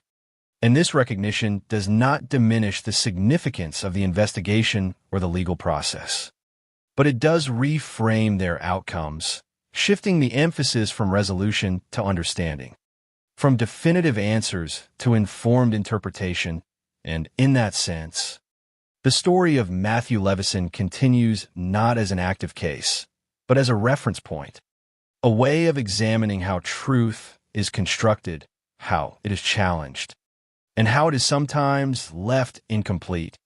And it is within this ongoing reflection that the case finds its final form, not as a closed narrative, but as an open one, a story that remains present precisely because it does not conclude in the way we expect, and because it continues to ask questions that do not have simple answers.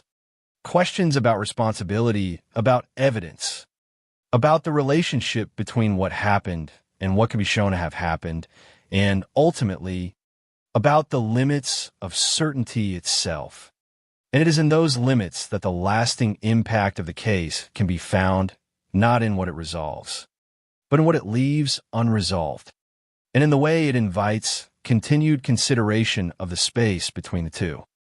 In the end, the Matthew Levison disappearance settles into something that is neither fully resolved nor entirely unknowable, a case that exists in the uneasy space between certainty and limitation, where the outline of what happened can be traced, but the details refuse to fully emerge. And it is within this space that the story continues to resonate, not because it offers a clear conclusion, but because it challenges the expectation that every narrative must arrive at one.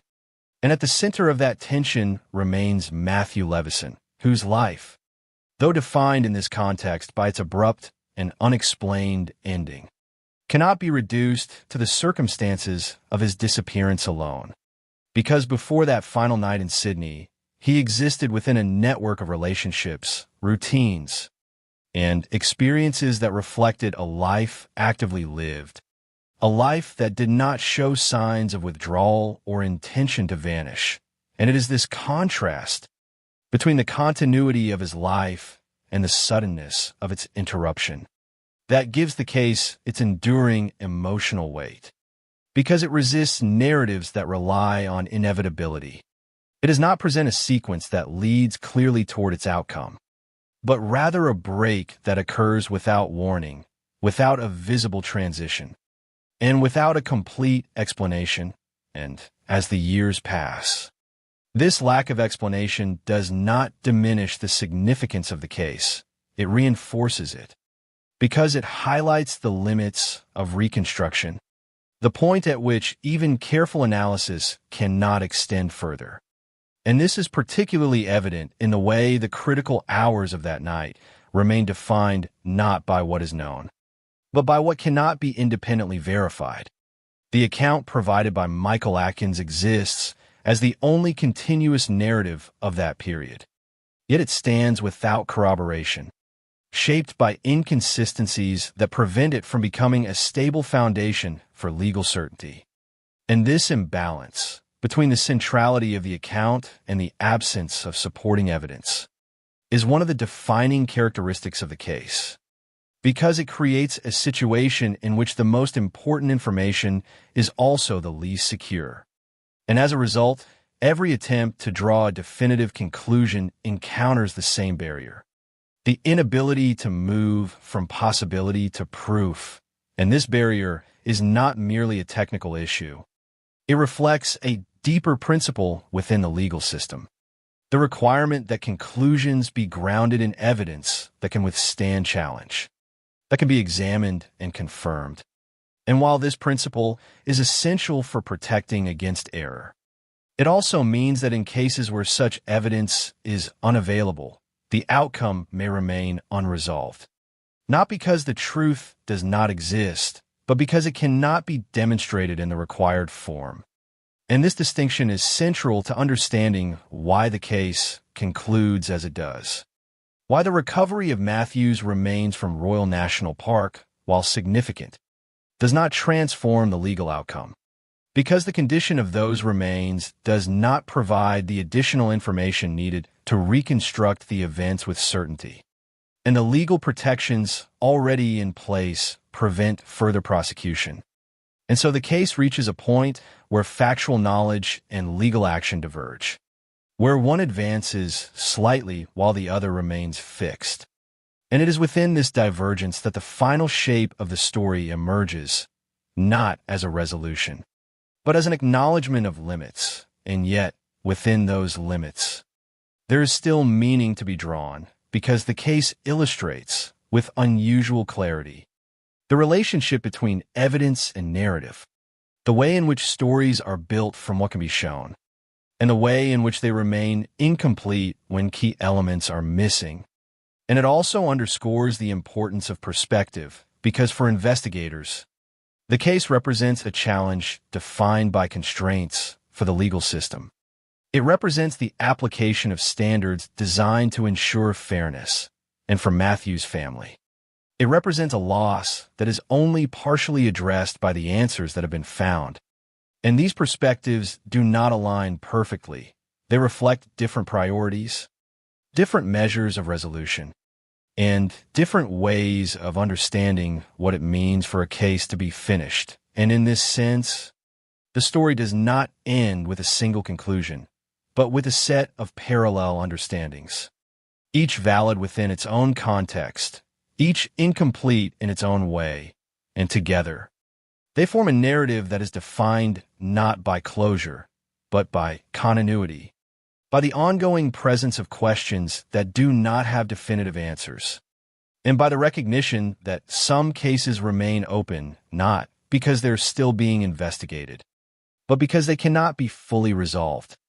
And it is this recognition that gives the case of Matthew Levison its lasting impact, not as a mystery to be solved, but as a reminder of the limits of certainty, the boundaries of proof, and the enduring complexity of truth when it exists without the means to be conclusively demonstrated. As the narrative of the Matthew Levison disappearance reaches its furthest point, what remains is not a final revelation, but a quiet reckoning with the boundaries of what can be known. Because even after years of investigation, legal proceedings, and the eventual recovery of Matthew Levison from the remote expanse of Royal National Park, the case does not resolve into a single definitive account. Instead, it settles into a form shaped by fragments, by confirmed moments connected by unverified intervals. And it is within those intervals that the deepest uncertainty persists. Because the critical hours following his departure from ARQ nightclub in Sydney remain defined almost entirely by the account of Michael Atkins. An account that, while central, stands without independent confirmation and contains inconsistencies that prevent it from being fully accepted as a reliable reconstruction of events. And this creates a structural tension at the heart of the case, where the most important narrative is also the most uncertain, and as a result, every attempt to impose clarity encounters the same limitation: the absence of corroborating evidence that could transform description into demonstration. And this limitation is not merely an investigative obstacle, but a reflection of the standards that govern legal certainty.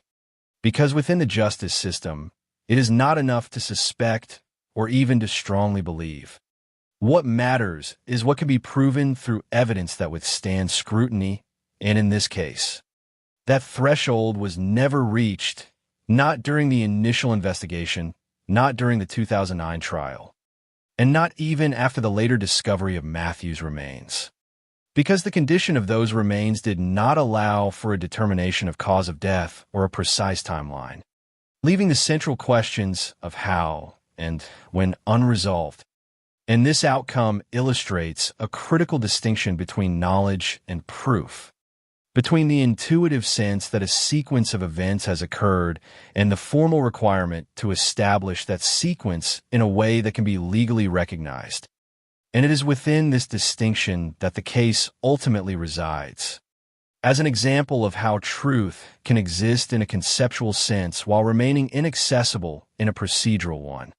And this has broader implications beyond the specifics of the case, because it highlights the inherent limitations of systems that rely on evidence, which may not always be available, particularly in situations where time, environment, or circumstance have eroded the physical traces that would otherwise provide clarity.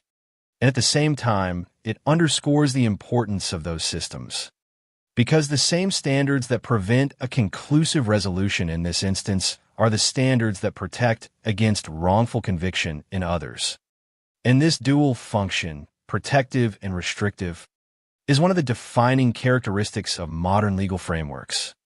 And it is brought into sharp focus by cases like this, where the cost of those protections is measured in unanswered questions. And yet, despite these limitations, the case does achieve a form of resolution, not in the legal sense, but in the restoration of Matthew's presence as more than a disappearance, because for years, his story was defined by absence, by the uncertainty of not knowing whether he was alive or dead. And the recovery of his remains changes that. It provides a point of certainty within a broader context of uncertainty. It allows his family to move from speculation to acknowledgement, from searching to remembering.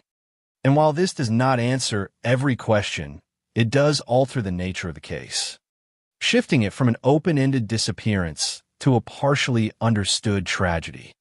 And this shift is significant, even if it is incomplete, because it redefines what can be known and what must remain uncertain.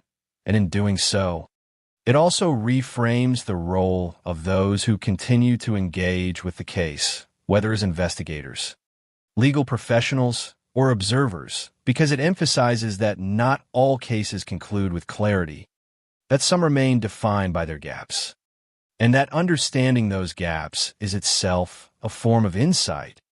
And so the story of Matthew Levison does not end with a resolution, but with an acknowledgement of limits, of complexity, and of the enduring presence of questions that cannot be fully answered.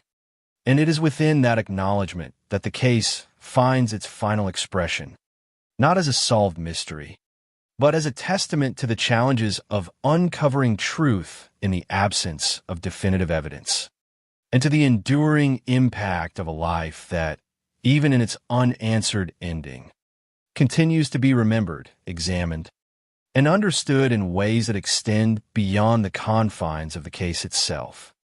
In the final reflection on the Matthew Levison disappearance, what endures is not a single conclusion, but a layered understanding of how truth, justice, and memory can diverge, sometimes permanently.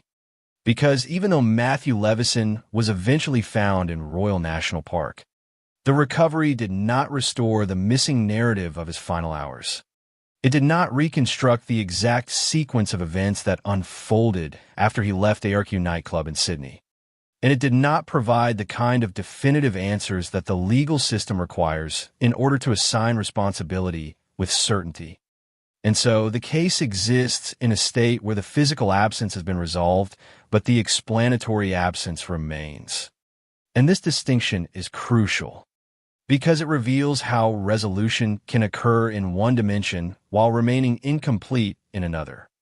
And it is within this duality that the lasting significance of the case can be understood, not only as an individual tragedy, but as a broader illustration of the limits inherent in both investigation and adjudication.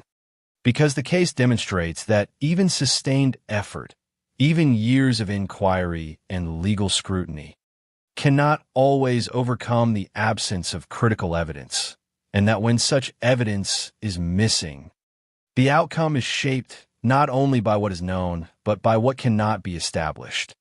And this has implications that extend beyond this single case, influencing how similar cases are approached, how evidence is prioritized, and how expectations are managed when certainty proves unattainable.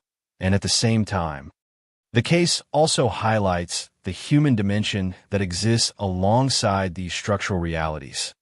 Because for Matthew's family, the story is not defined by legal principles or investigative frameworks. It is defined by loss, by the passage of time without answers, and by the eventual shift from searching to mourning. A shift made possible by the recovery of his remains, but complicated by the continued absence of a complete explanation.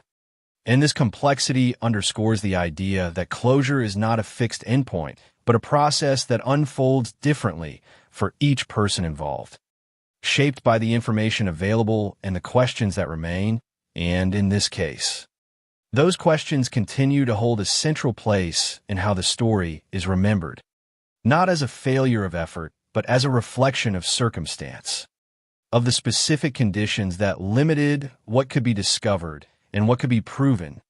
And this perspective allows the case to be understood not simply as unresolved, but as instructive, as a case that reveals the boundaries of certainty and the challenges of navigating those boundaries.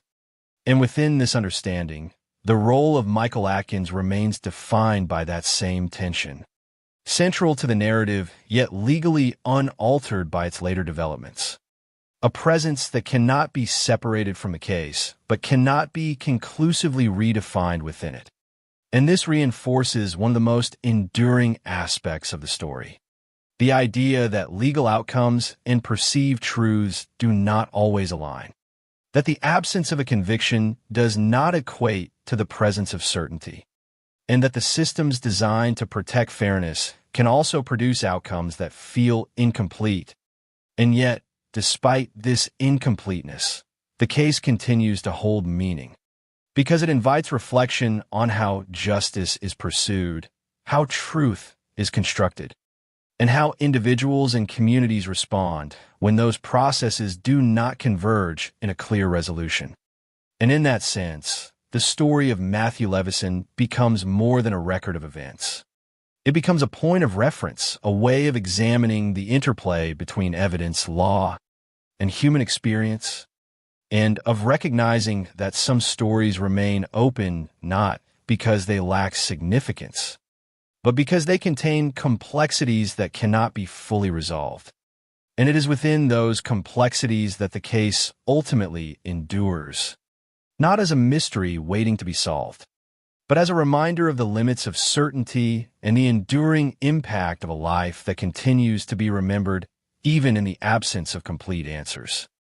In its final consideration, the Matthew Levison disappearance does not conclude with a sense of resolution, but instead settles into a lasting presence defined by what it reveals about the fragile boundary between knowledge and proof. Because even with the recovery of Matthew Levison from the vast and remote landscape of Royal National Park, the essential narrative of his final hours remains incomplete, shaped not by a sequence of verified events, but by the absence of independent confirmation. And this absence continues to shape every interpretation of the case, reinforcing the idea that understanding is often constructed from both what is present and what is missing. And in this instance, what is missing carries as much weight as what is known. Because the gap between the last confirmed sighting at ARQ nightclub in Sydney and the eventual discovery of his remains has never been fully bridged. It remains a space defined by uncertainty, where the available account, provided by Michael Atkins, exists without corroboration and therefore cannot serve as a definitive reconstruction of events. And this creates a narrative that is structurally incomplete, one in which the most critical segment cannot be independently verified, and as a result, the case resists the kind of closure that is typically associated with the end of an investigation, instead offering a more complex form of resolution, one that acknowledges both the progress that has been made and the limitations that remain. And it is within this duality that the enduring significance of the case can be understood, because it highlights the ways in which legal systems operate within constraints, relying on evidence that must meet specific standards in order to be actionable. And when those standards cannot be met, even strong suspicions cannot be translated into legal outcomes. And this principle, while essential for ensuring fairness, also means that some cases will remain unresolved in a formal sense, even when the broader context suggests a likely sequence of events. And this tension between likelihood and proof is one of the defining features of the case, shaping both its legal trajectory and its public perception, because it challenges the expectation that truth and justice will always align, demonstrating instead that they can diverge, sometimes permanently, and yet, despite this divergence, the case does achieve a form of closure, not through a verdict or a definitive explanation, but through the restoration of Matthew's presence as an individual whose life and loss are acknowledged, whose story is remembered not only for its unanswered questions, but for the context in which it unfolded. A young man embedded in a community, engaged in a life that showed no indication of disappearance. And it is this context that gives the case its enduring emotional resonance, because it underscores the abruptness of the transition from presence to absence, from a documented sequence of ordinary events to an unexplained outcome. And in reflecting on this transition, the case also invites a broader consideration of how such stories are told and remembered, how they are shaped by the available evidence, by the frameworks of investigation and law, and by the perspectives of those who continue to engage with them. And in this sense, the story of Matthew Levison extends beyond its immediate details, becoming part of a larger conversation about the nature of truth, the limits of certainty, and the ways in which unresolved cases continue to influence both individual and collective understanding. And it is within this ongoing influence that the case finds its final expression, not as a closed narrative, but as a continuing presence, a story that remains open not because it has been forgotten, but because it cannot be fully concluded, and in that openness, it continues to prompt reflection, to challenge assumptions, and to remind us that some truths, while deeply felt, may never be completely known. In its lasting echo, the Matthew Levison disappearance becomes less a question of what happened and more a reflection on what remains when certainty cannot be reached. Because even after the recovery of Matthew Levison from the quiet isolation of Royal National Park, the case continues to exist within a framework defined by partial answers, where the physical reality of his death is acknowledged, but the narrative that led to it is still fragmented. And it is within this fragmentation that the enduring power of the story lies, not in its resolution, but in its resistance to resolution. Because the critical hours following his departure from ARQ nightclub in Sydney remain beyond independent verification, shaped only by the account of Michael Atkins, an account that cannot be fully substantiated and therefore cannot serve as a definitive explanation. And this absence of confirmation does not simply leave a gap in the timeline. It transforms the way the entire case is understood, because it places uncertainty at the center rather than at the edges, making it the defining feature rather than a peripheral detail. And as a result, the case challenges conventional expectations of narrative closure, where events lead logically to conclusions, and instead presents a structure where the conclusion exists without a fully accessible path leading to it. And this inversion is what gives the case its enduring complexity, because it requires an acceptance that some aspects of truth may remain permanently out of reach, not due to a lack of effort or interest, but because of the inherent limitations of evidence and time. And in recognizing these limitations, the case also highlights the role of interpretation, the way in which individuals, whether investigators, legal professionals, or observers, construct meaning from incomplete information, drawing connections that cannot be definitively proven, but that nevertheless shape understanding. And this process of interpretation is not uniform. It varies depending on perspective, on the weight given to different elements of the case, and on the balance between skepticism and belief.